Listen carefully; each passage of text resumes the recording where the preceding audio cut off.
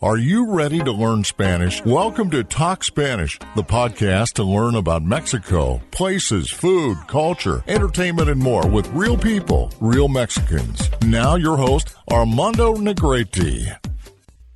Hola, damas y caballeros, sean ustedes bienvenidos a un episodio más de Hablemos Español.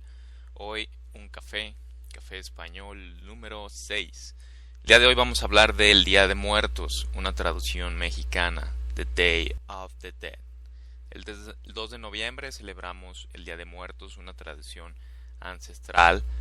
Desde la conquista o desde antes tenemos esta tradición como mexicano.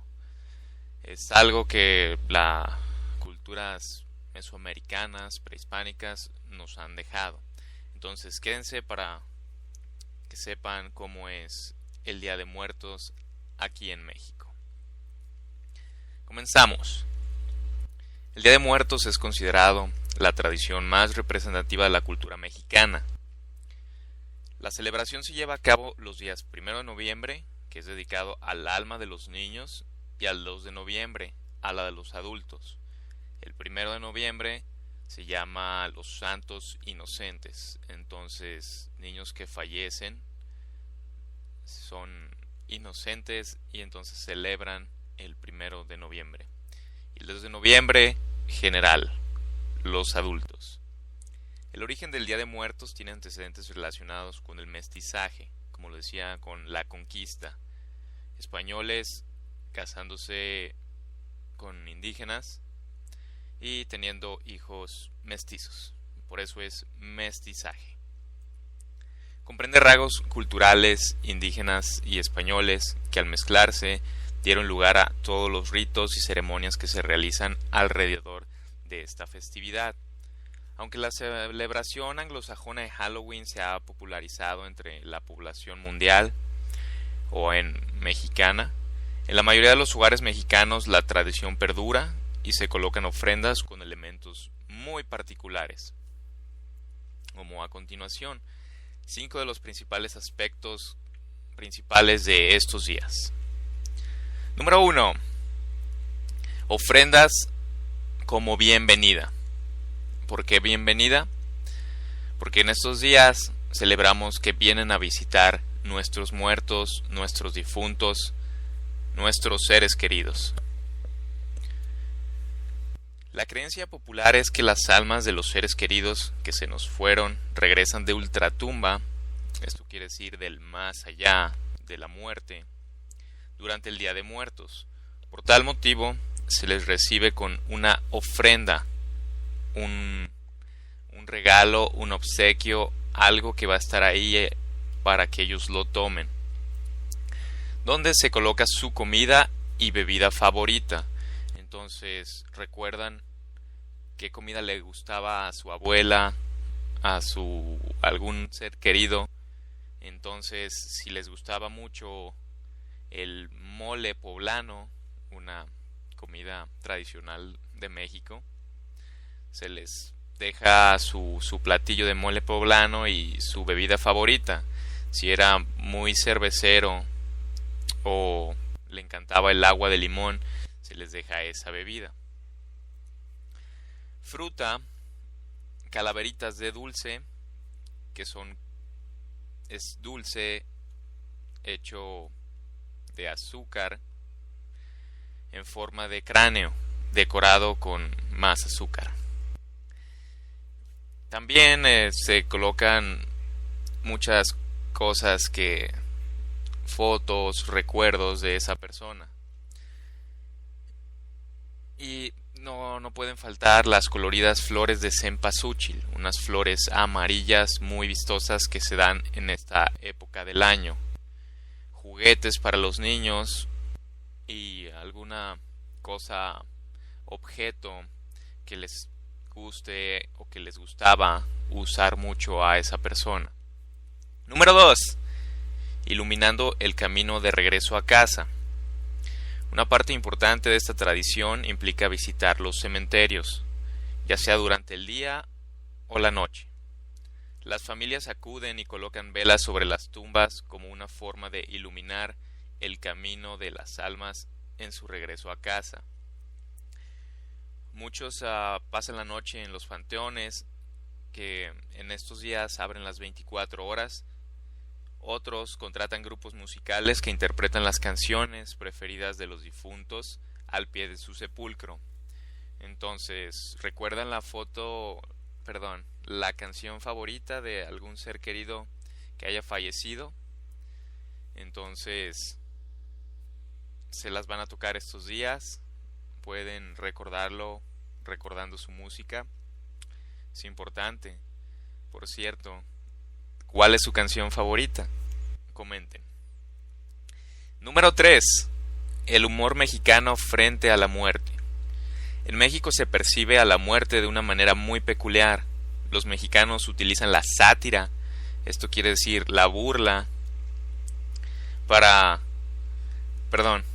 utilizan la sátira, que esto quiere decir exagerar, alardear, para burlarnos de la muerte, para decir, eres una cosa mínima. Un ejemplo de ello es la popular Catrina, una calavera vestida con diferentes atuendos como muestra de la presencia de la muerte en todo lo cotidiano. Entonces, la Catrina es una calavera vestida elegante, con sombreros y diferentes vestidos, que se ve mucho en estas épocas del año, en festivales y en adornos. Entonces, hay versos llamadas calaveritas que mencionan mucho a la Catrina, a la muerte, como forma de burla, con rimas. Que estas son las calaveras literarias, que es el número 3. No, el número 4, las calaveras literarias.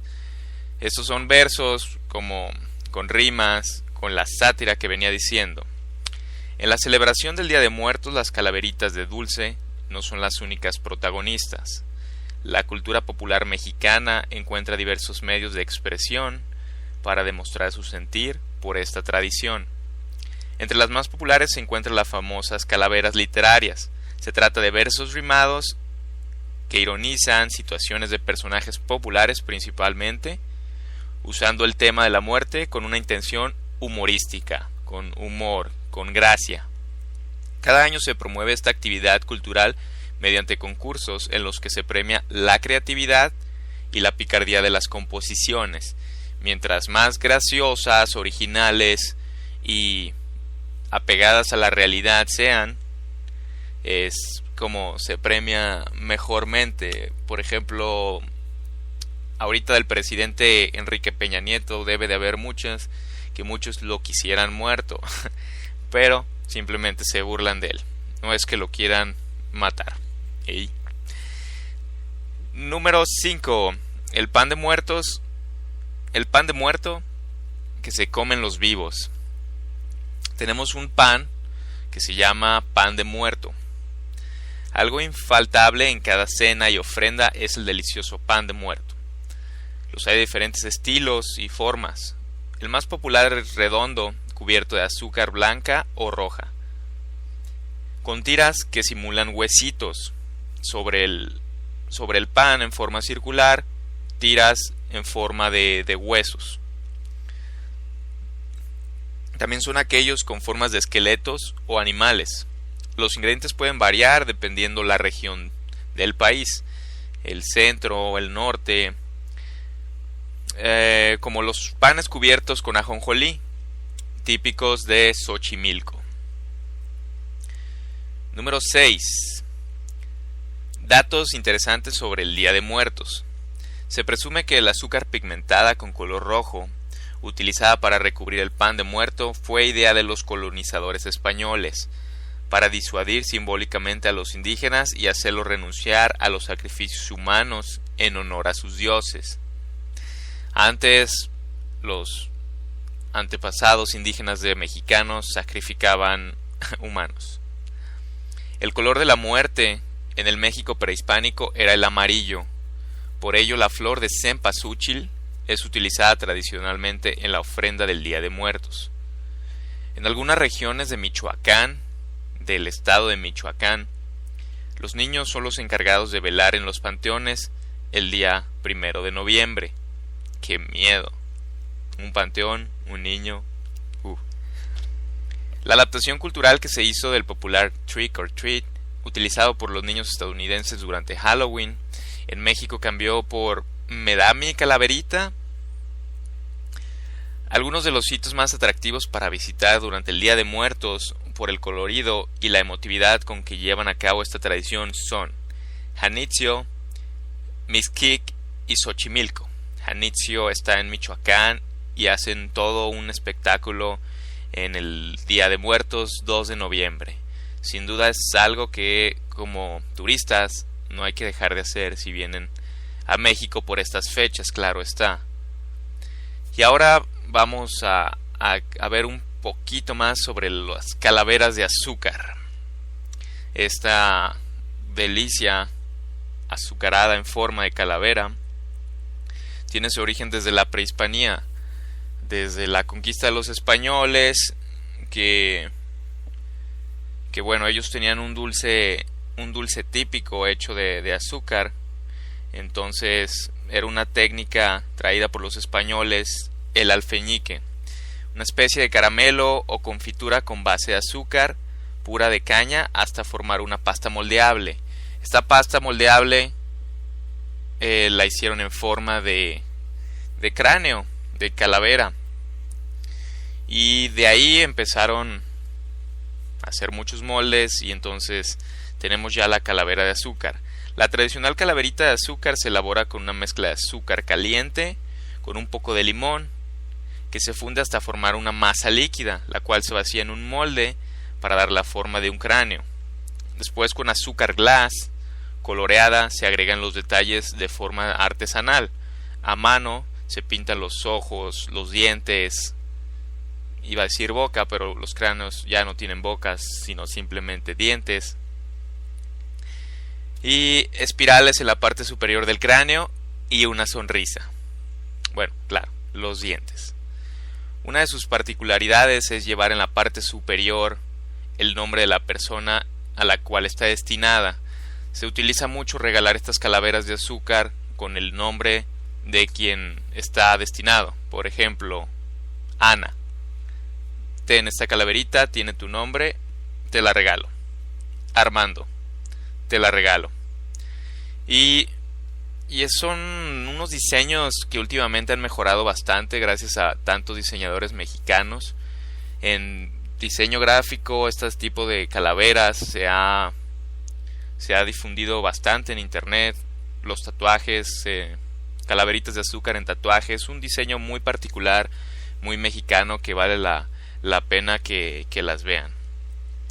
Estas calaveritas no solo sirven para recordar a los muertos y el destino que todos compartimos, son también una forma de agasajar nuestro paladar y mantener una de las tradiciones más ricas de México. Recordamos que lo único seguro que tiene el ser humano es la muerte. Entonces hay que sacar el lado más dulce de eso y alegrarnos la vida, como los mexicanos, burlarnos de la muerte y disfrutar el momento que tengamos. Entonces ahora vamos a dar un ejemplo de calaveras literarias. Estas no se comen, no son de azúcar, pero bueno, es algo divertido. Literariamente fue perfeccionado durante la época colonial y abreva como todo lo vinculado al tema en el sincretismo entre creencias prehispánicas y conceptos traídos por los conquistadores. Una mezcla de religión católica con tradiciones indígenas y después de todo esto pues tenemos el Día de Muertos y las calaveras. Las calaveritas son versos populares breves, por lo general satíricos y burlones, mediante lo que se ironiza sobre algún individuo o personaje al cual van dirigidos. Están escritos a modos de epitafios y es muy común tratar el audio rimado con gracia. Si tienes que decirlo, leerlo de cierta forma para que funcione mejor.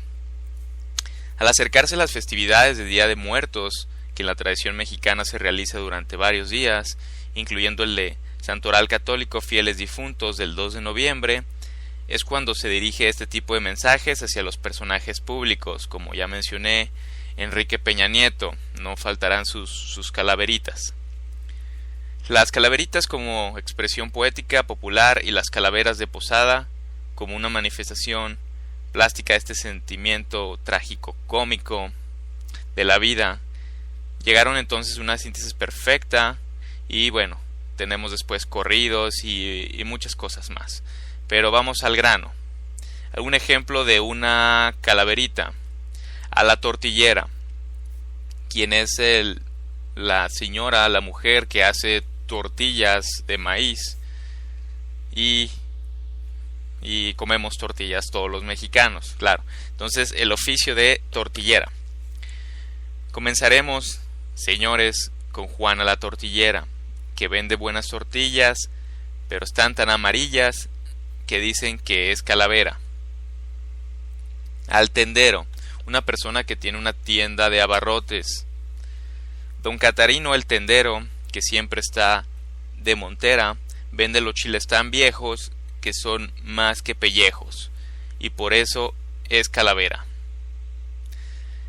Y hay muchas más, amigos. Veamos, busquemos algún ejemplo como de Enrique Peña Nieto, calavera.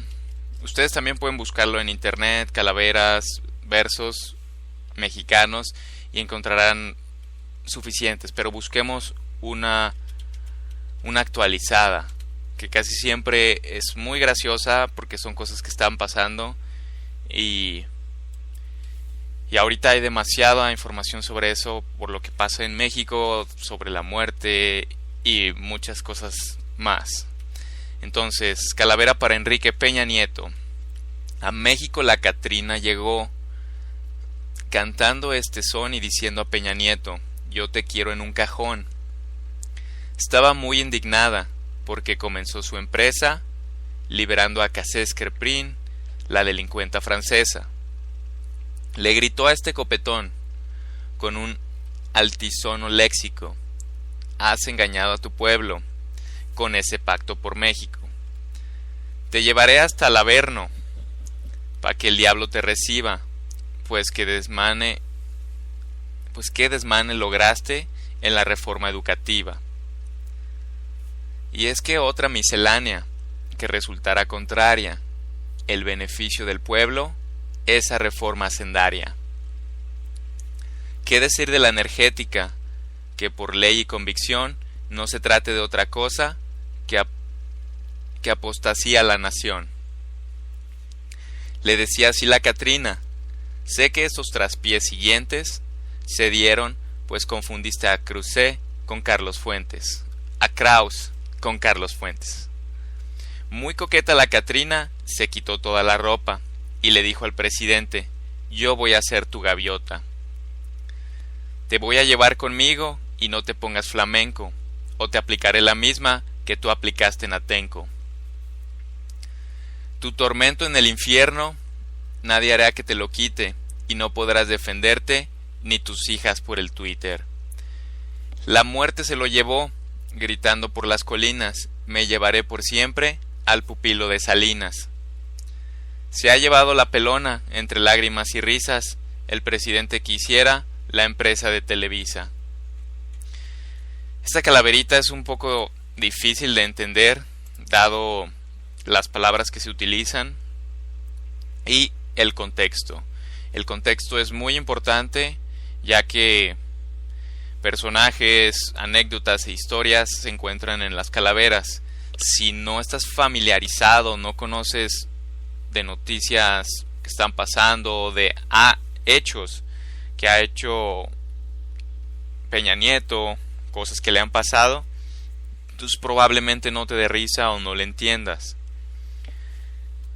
Pero hagamos un poquito de análisis de aquí. Son rimas con hechos que han pasado en México en relación a Peña Nieto.